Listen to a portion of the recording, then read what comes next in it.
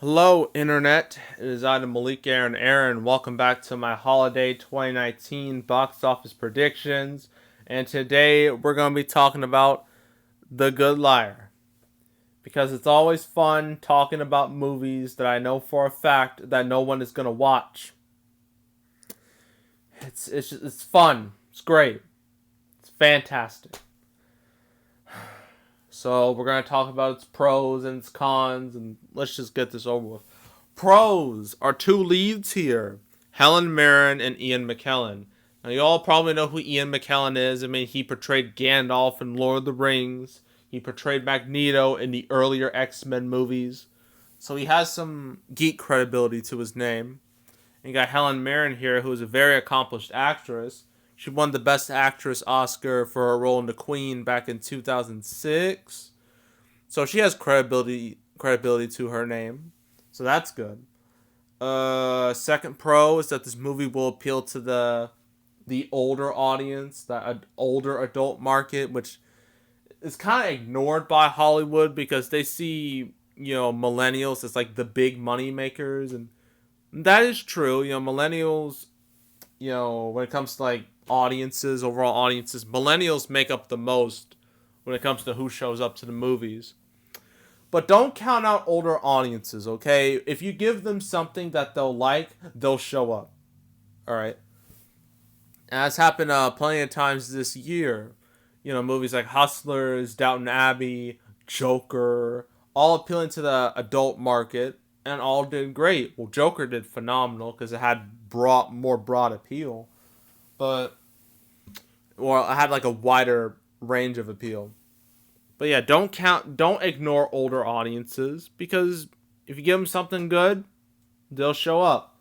Just like how if you give, let's just say teenage girls something good, they'll show up, right? That's why Twilight was a hit. That's why Fault in Our Stars was a hit.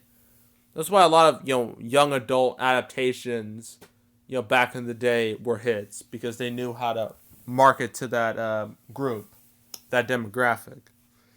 And that's about it with the pros. Cons. This movie's going head to head with Ford v Ferrari, and I mean, if you ask me, I think more older audiences are gonna watch Ford v Ferrari because it looks a lot more interesting, looks a lot more appealing, a lot more fun in a way, and it has better reviews. Unlike this, the reviews here are mixed, which will kill any adult movie in the market. If your movie has like less than positive reviews, your movie's gonna suffer. Your movie's gonna die. So that's the first first con. Next con is just the market overall. Like, there's so many movies coming out this month and next month. This movie has no real time to breathe because while as I already said, it's facing off head to head with Ford v Ferrari. Also has to deal with A Beautiful Day in the Neighborhood, then Knives Out, then Queen and Slim, and then the whole December slate. So, and it probably won't even last till December, judging by its early numbers. So, yeah, that's a problem. Next con is this being released by Warner Brothers, and I've talked about them plenty of times on this channel because despite having Joker, their year has been awful, especially for their adult movies that are not based off comic book characters, right? Movies like The Goldfinch or Motherless Brooklyn. No one saw those movies, right? They were geared more towards older audiences, and they died.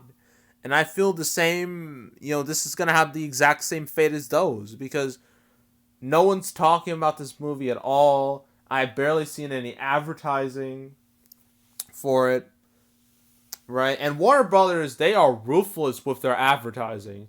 I can't even tell you how many times I saw Curse of La Llorona or a Shaft ad a couple months ago. They were endless.